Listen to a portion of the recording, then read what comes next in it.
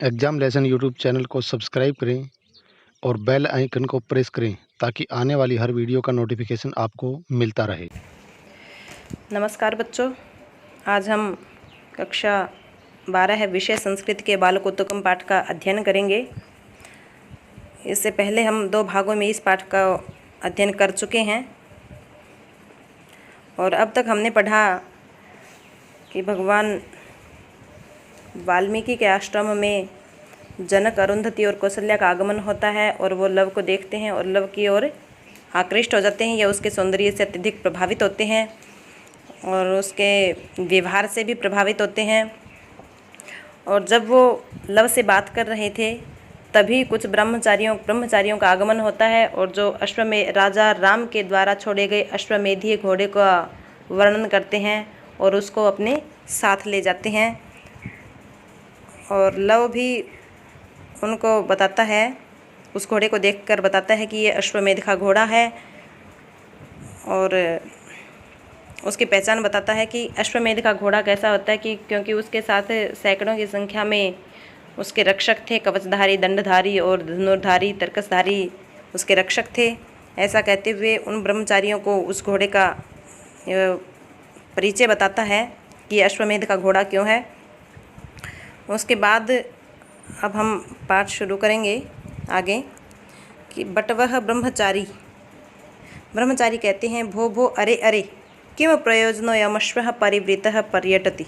किम प्रयोजनः, किस प्रयोजन से, अयम यह अश्वः घोड़ा, यह घोड़ा किस प्रयोजन से पर्यटति घूम रहा है। परिवृतः का मतलब घिरा हुआ, यानी जिसके पीछे सैनिक चल रहे हैं या सैनिकों से घिरा हुआ जो है।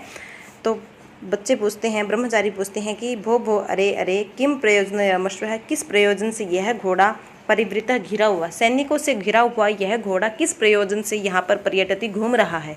इस जंगल में इस घोड़े का क्या काम है, यह इन रक्षकों से घिरा हुआ यह घोड़ा यहाँ क्यों घूम रहा है। फिर लव जवाब देता है, सस्पृहम आत्मगतम, स्पृहा के साथ आत्मगतम का मतलब मन ही मन में कहता है कि अश्वमेध इति नाम, अश्वमेध इति नाम, यह जो नाम है, अश्वमेध जो शब्द है वो विश्व विजयी नाम, विश्व विजयी का नाम का मतलब हो गया विश्व के विजय करने वाले या विश्व विजयी लोगों की। और क्षत्रिय नाम का मतलब योद्धा होते हैं, क्षत्रिय योद्धा, युद्ध करने वाले, तो क्षत्रियों की या योद्धाओं की। ऊर्जस्वलह का मतलब यहाँ पे बलशाली, सर्वक्षत्र परिभावी, सर्वक्षत्र, सर्व का मतलब सभी, क्षत्र मतलब क्षत्रिय यानी कि योद्धाओं को, परिभावी हराने वाली, महान उत्कर्ष, निकष उत्कर्ष की कसौटी का नाम है। जब उन ब्रह्मचारियों ने पूछा कि यह जो घोड़ा है वो रक्षकों से घिरा हुआ यहाँ क्यों घूम रहा है, तब लव ने जवाब दिया कि अश्वमेध इति नाम, अश्वमेध ये जो शब्द है वो, या अश्वमेध शब्द से हमें किसकी पहचान होती है, हमारे दिमाग में किसकी कल्पना होती है। तो अश्वमेध ये जो शब्द है वो विश्व विजयी या विश्व को विजय करने वाले या विश्व के विजेता क्षत्रियों की ऊर्जस्वल है, तेजस्विनी या बलशाली, सर्व क्षत्र परिभावी, सभी क्षत्रियों को या अन्य सभी जो राजा हैं उनको हराने की महान उत्कर्ष की कसौटी का नाम है। अर्थात अश्वमेध का घोड़ा छोड़ने का मतलब है कि जिसने घोड़ा छोड़ा है वो अत्यंत बलशाली है और सभी क्षत्रियों को या सभी योद्धाओं को हराने वाला है। तो अश्वमेध ये जो नाम है वो विश्व की विजय करने वाले क्षत्रियों की, बलशाली और सभी क्षत्रियों को, दूसरे योद्धाओं को हराने की महान उत्कर्ष की कसौटी का नाम है। तभी नेपथ्य का मतलब पर्दे के पीछे से आवाज़ सुनाई देती है। और क्या कहते हैं उसमें कि यो यमश्वः पताके यमथवा वीर घोषणा सप्त लौकैक वीरस्य दश कंठ कुलद्विषः। अब पर्दे के पीछे से ये आवाज़ आ रही है, अर्थात जो रक्षक थे, रक्षकों के पीछे जो और लोग थे वो उसके साथ साथ घोड़े के पीछे चलते चलते भगवान श्री राम का गुणगान कर रहे थे या गुणों का बखान करते हुए चल रहे थे। और वो क्या कह रहे थे कि यो यमश्वः, यह जो, अयम यह अश्वः घोड़ा है, यह जो घोड़ा है, पताके यमथवा, पताके यम का विच्छेद हो जाएगा, पताका इयम अथवा, यह जो घोड़ा है अथवा यह जो पताका है, इयम का मतलब यह, पताका का मतलब होता है झंडा या पताका, यह जो घोड़ा है अर्थात यह जो पताका है, इस घोड़े पे लगी हुई जो पताका है, जो झंडा है, वो किसका प्रतीक है? सप्तलोकैक वीरस्य, सप्तलोकैक वीरस्य। सप्तलोकैक वीरस्य का विच्छेद हो जाएगा सप्तलोक, मतलब 7 लोकों के, 7 लोकों के, एक वीरस्य एकमात्र वीर, 7 लोकों के एकमात्र वीर। यहाँ किसको कहा है? राम को। तो 7 लोगों के एकमात्र वीर, 10 कंठ कुल द्विष, 10 कंठ, 10 कंठ या 10 गले जिसके थे, या 10 मुख जिसके थे, अर्थात रावण के कुल द्विष, कुल के शत्रु, या रावण कुल के शत्रु, ये भी भगवान श्री राम का विशेषण है। तो दूसरी जो पंक्ति है उसका हिंदी अर्थ हो गया 7 लोगों के एकमात्र वीर, रावण के कुल के शत्रु, राम की वीर घोषणा, ये वीर घोषणा है, अर्थात राम की ये जय की घोषणा है, जीत की घोषणा है। यो यमश्व है, ये जो घोड़ा है, पताके अथवा इसके ऊपर लगी हुई जो पताका है, वो किसका प्रतीक है? वो किसकी वीर घोषणा है? वो 7 लोगों के एकमात्र वीर और रावण के कुल के शत्रु भगवान श्री राम की वीर घोषणा है, या उनकी जय की घोषणा है। अर्थात यह घोड़ा जहाँ जहाँ जाएगा वहाँ तक भगवान श्री राम का राज होगा। ये सुनकर लवह लव कहता है सगर्वम, गर्व के साथ कहता है कि अहो अरे, अहो का मतलब अरे, संदीपनान्यक्षराणि, इसका विच्छेद करेंगे तो हो जाएगा संदीपनानि। यहाँ दीप शब्द का अर्थ है, समोपसर्ग लगने के बाद संदीप शब्द का अर्थ हो गया यहाँ पे क्रोध। संदीपनानि क्रोध युक्त, अक्षराणि अक्षर, अक्षर का मतलब यानी कि जो तुम्हारे वचन है, तुम्हारी जो बातें हैं वो संदीपनानि क्रोध को उत्पन्न करने वाली हैं। अहो अरे संदीपनान्य अक्षराणि, अरे क्रोध को उत्पन्न करने वाले शब्द। अर्थात जब उन्होंने भगवान श्री राम का गुणगान किया, उनकी वीरता का बखान किया, तब लव कहता है कि अहो संदीपनान्य अक्षराणि, तुम्हारे जो वचन है वो क्रोध को उत्पन्न करने वाले हैं, क्रोध को बढ़ावा देने वाले हैं। फिर बटवह ब्रह्मचारी कहते हैं कि मुच्यते, क्या कहा? ब्रह्मचारियों को समझ नहीं आया, लव जो बातें उन सैनिकों से कर रहा है वो, तो ब्रह्मचारी कहते हैं कि मुच्यते, क्या कहा? प्राज्ञः खलु कुमारः, प्राज्ञः का मतलब बुद्धिमान, प्राज्ञः का अर्थ है बुद्धिमान, खलु निश्चय से, कुमारः का मतलब है यहाँ पे कुमार लव, यानी कि लव जो है वो अत्यंत बुद्धिमान है। ब्रह्मचारी कहते हैं लव कहते हैं कि भो भो अरे अरे, तत् तो किम अक्षत्रिय पृथ्वी, तत् तो किम, क्या? अक्षत्रिय, अक्षत्रिय का मतलब था योद्धाओं से रहित, क्षत्रिय मतलब योद्धा और अक्षत्रिय योद्धाओं से रहित, योद्धाओं से रहित पृथ्वी है। क्या पृथ्वी पर कोई योद्धा नहीं है, या पृथ्वी जो है वो योद्धाओं से रहित हो गई है, यानी कि पृथ्वी पर कोई वीर व्यक्ति नहीं है। यद एवं उद्घोषित, यद जो एवं ऐसी या इस प्रकार की उद्घोषणा की जा रही है। कैसी उद्घोषणा? की पीछे जो रक्षक थे वो कह रहे थे कि ये जो घोड़ा है या ये जो पताका है वो 7 लोगों के एकमात्र वीर और रावण के कुल के शत्रु भगवान श्री राम की वीर घोषणा है। इस घोषणा को सुनकर लव अत्यंत क्रोधित हो जाता है और कहता है कि क्या पृथ्वी अक्षत्रिय हो गई, या पृथ्वी क्षत्रियों या योद्धाओं से रहित हो गई, या पृथ्वी पर कोई योद्धा नहीं है जो इस प्रकार की घोषणा की जा रही है। तभी नेपथ्य पर्दे के पीछे से आवाज़ आती है, पर्दे के पीछे कहा जाता है, क्या कहा जाता है कि रे रे महाराजम प्रति कह क्षत्रिय है, कि अरे महाराज के प्रति कौन क्षत्रिय है। प्रति का मतलब सामने, महाराज के सामने कौन ऐसा योद्धा है जो टिक सकता है। क्योंकि जो सैनिक थे, जो रक्षक थे घोड़े के, उनमें से किसी ने जाके उनका जो सेनापति था उसको सूचना दी कि ऐसे आश्रम के किन्हीं ब्रह्मचारियों ने उस घोड़े को रोक लिया और ऐसे युद्ध के लिए वो तैयार हो रहे हैं। तब नेपथ्य आते हैं कि पर्दे के पीछे से उस पुरुष के अर्थात सेनापति की आवाज़ आती है और क्या कहा जाता है उसके द्वारा कि रे रे महाराजम प्रतिका क्षत्रिय, अरे अरे कि महाराज के सामने अर्थात राजा राम के सामने कौन क्षत्रिय है, कौन योद्धा है। महाराजा राम के सामने ऐसा कौन पुरुष है जो योद्धा के रूप में उनके सामने टिक सकता है। लव कहता है धिक जालमान, अरे वाचालों को धिक्कार है, वाचाल मतलब ज़्यादा बोलने वाले, तो तुम जालमानों को, तुम वाचालों को धिक्कार है, तुम्हें धिक्कार है कि यदि नो संति, और क्या कहता है फिर, यदि नो संति संत्येव केय मध्य विभीषिका, यदि नो नहीं संति हैं, संति का मतलब है यदि नहीं है, कौन नहीं है, यानी कि योद्धा नहीं है। यदि योद्धा नहीं है, योद्धा नहीं है का मतलब जब ये घोषणा, ये पर्दे के पीछे से कहा गया कि भगवान श्री राम के सामने कौन योद्धा है, कौन ऐसा पृथ्वी पर ऐसा कौन योद्धा है जो भगवान राम के सामने टिक सकता है। तब लव कहता है कि यदि नौसंती, यदि योद्धा नहीं है या उनके सामने लड़ने वाला कोई योद्धा नहीं है तो संत्येव, संति एव, संत्येव का मतलब हैं ही, संति एव हैं ही। लव कहता है कि यदि उनके सामने, तुम कहती हो यदि कोई योद्धा नहीं है तो मैं कहता हूँ संत्येव हैं। यदि तुम कहते हो कि भगवान राम से युद्ध करने वाला कोई योद्धा नहीं है तो मेरा ये कहना है कि उनके साथ युद्ध करने वाले योद्धा अब भी हैं। केयम अद्य विभीषिका का इयम, यह कौन सी अद्य आज विभीषिका डर है, या ये किस प्रकार का डर तुम दिखा रहे हो और कह रहे हो कि भगवान राम के सामने कोई भी योद्धा नहीं है। यदि तुम ऐसा कह रहे हो तो मैं कहता हूँ कि आज भी उनके सामने युद्ध करने वाले हैं। केयम अद्य विभीषिका, ये किस प्रकार का डर है या किस प्रकार का भय दिखा रहे हो। कि मुक्तई रे भी, इनके द्वारा क्या कहा गया कि अधुना अब, तुम्हारे द्वारा जो कहा गया था या इनके द्वारा जो कहा गया था कि ये भगवान राम की, ये जो पताका है वो भगवान राम की वीर घोषणा है, तो कि मुक्त ही क्या कहा, ये भी इनके द्वारा क्या कहा गया कि अधुना अभी ताम, उस पताका, झंडे को, उस पताका को हरामी, हरण करता हूँ या हर लेता हूँ, वह तुम्हारी। क्या कहा कि तुम्हारी जो पताका थी वो वीर घोषणा है भगवान राम की या राजा राम की, तो मैं तुम्हारी उस वीर घोषणा वाली पताका को भी हरता हूँ या उसका हरण करता हूँ।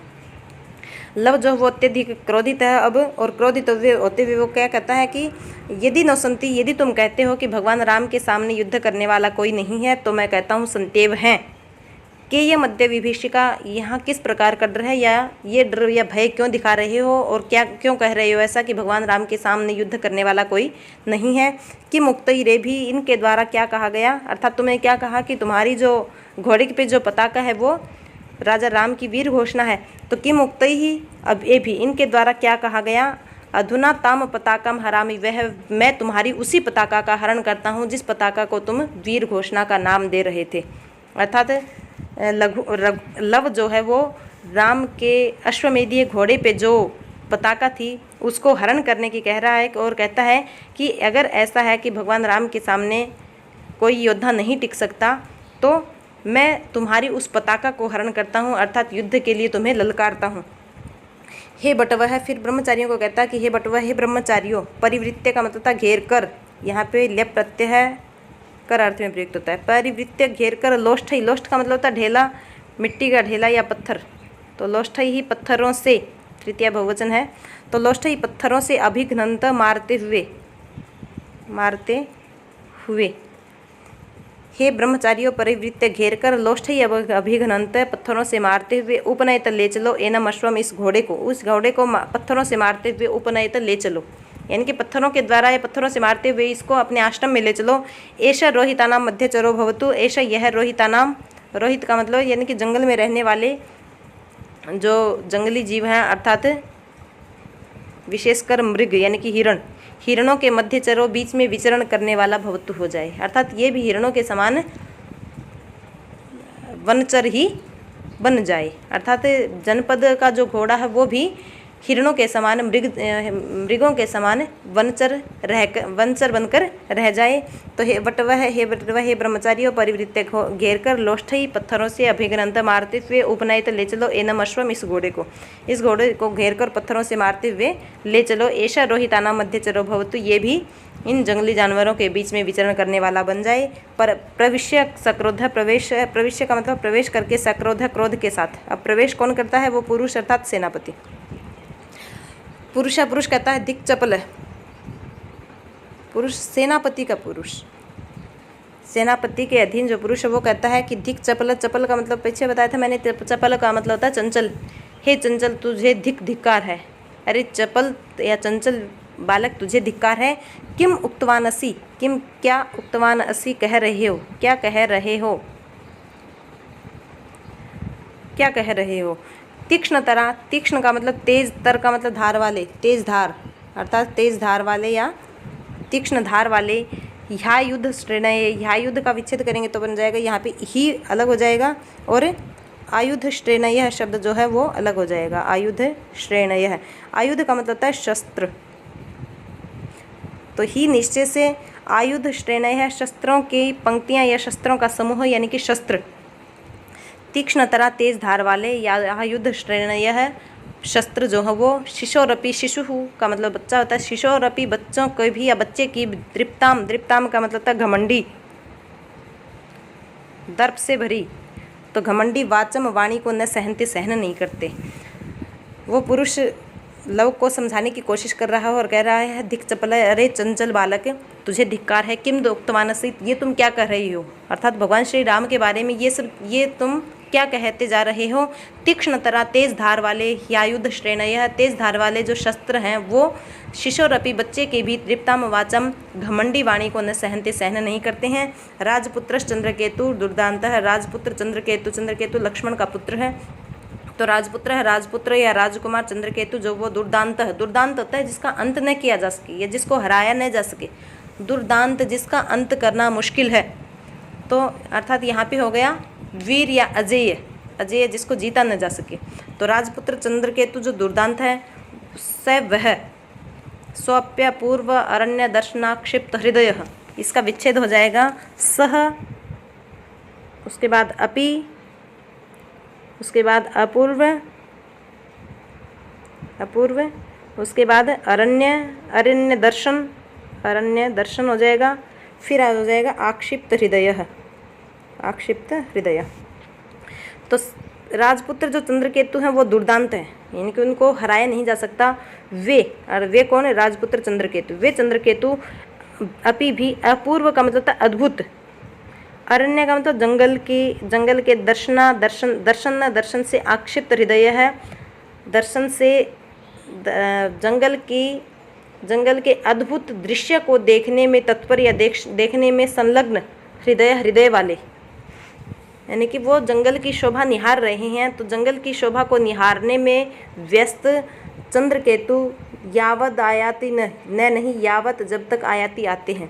राजपुत्र चंद्रकेतु जिनको हराना मुश्किल है वो जंगल के अद्भुत दृश्य को देखने में व्यस्त हैं, वो जब तक, यावत जब तक न आयाति नहीं आते, वो जब तक नहीं आते, अर्थात वो अरण्य के मनोरम दृश्यों का दर्शन करके जब तक नहीं आते तावत तब तक त्वरितम, शीघ्र ही, त्वरितम का मतलब जल्दी, अनेन इस, तरु गहनेन, तरु का मतलब था पेड़, पेड़ों से, गहनेन गहरे, पेड़ों के द्वारा घिरे हुए या पेड़ों से गहरे जंगल में अपसर्पत भाग जाओ। वो पुरुष जो वो लव को भय दिखा रहा है और क्या कह रहा है कि तेज धार वाले जो शस्त्र हैं वो बच्चे की घमंडी वाणी को भी सहन नहीं करते। राजपुत्र चंद्रकेतु अत्यंत दुर्दांत है या उनको हराना मुश्किल है, वो जब तक इस जंगल के अनुपम सौंदर्य को देखकर जब तक नहीं आते, जब तक नहीं आते, यानी कि वो इस जंगल के दृश्य को देखने में व्यस्त हैं, वो जब तक नहीं आते तब तक तुम जल्दी ही इस पेड़ों से घिरे हुए जंगल में भाग जाओ। बट वह फिर ब्रह्मचारी कहते हैं, ब्रह्मचारी डर जाते हैं उस पुरुष की बातों को सुनकर और क्या कहते हैं, कुमार, हे कुमार, कृतम कृतम अश्वेन, कृतम कृतम छोड़ दो अश्वेन घोड़े को, इस घोड़े को छोड़ दो।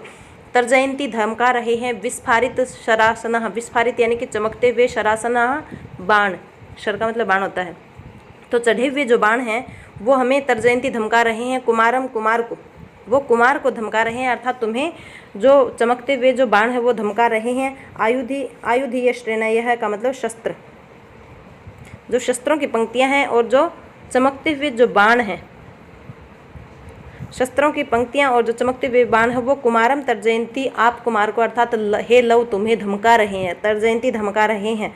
दूरे चाश्रम, आश्रम पदम च, और दूरे दूर है, आश्रम पदम जो आश्रम है हमारा वो बहुत दूर है। इतस्तदेहि, इतः इधर से, तत्तो ए ही आओ, हे लव या हे कुमार, तुम्हें जो आयुध श्रेणी है, आयुधीय श्रेणी है, जो शस्त्र हैं वो और विस्फारित शरासना चमकते हुए जो बाण है वो तुम्हें धमका रहे हैं। दूरे च आश्रम पदम, और हमारा जो आश्रम है वो बहुत दूर है। इतस्तदेहि, तो इधर आ जाओ। हरिण प्लुतहि प्लायामहे, पलायन करने का मतलब था भाग जाना, तो प्लायामहे भाग चलें या भागें। हरिण प्लुतहि, हरिण का मतलब हिरणों के समान, प्लुतहि कूदते हुए, हिरणों के समान प्लुतहि कूदते हुए, प्लायामहि भाग चलें, हिरणों के समान कूदते हुए यहाँ से भाग चलें। लवह, लव कहता है किम नाम विस्फुरंती शस्त्राणि, किम नाम क्या कहा, विस्फुरंती चमक रहे हैं, विस्फुरंती का मतलब चमक रहे हैं, या चमकते हैं। शस्त्राणि का मतलब शस्त्र। क्या कहा? शस्त्र चमक रहे हैं, अर्थात कहने का मतलब है, ये लव पूछ रहा है कि क्या योद्धा युद्ध करने के लिए तैयार हैं। इति धनुरारोपयति, ऐसा कहकर वो भी धनुष चढ़ा लेता है या धनुष को बाण से आरोपित कर लेता है या बाण धनुष पे चढ़ा लेता है। इसी के साथ हमारा तृतीय पाठ बालू कौतुकम का हिंदी अर्थ समाप्त हुआ और मैं आपसे प्रार्थना करती हूँ कि इस पाठ को अच्छे से समझें, सुने और जानें, ताकि आपका जो स्मरण है वो दीर्घकालिक हो, लंबे समय तक आपको याद रहे। और अगर कहीं कोई शंका है तो इन वीडियो को दोबारा सुन के आप अपनी शंकाओं का निवारण कर सकते हैं। नीचे शब्दार्थ भी दे रखे हैं, उन शब्दों के जिनमें कठिन शब्दों के अर्थ दे रखे हैं उनसे आप देखकर भी हिंदी अनुवाद आसानी से कर सकते हैं। और इसी के साथ आप सभी का धन्यवाद।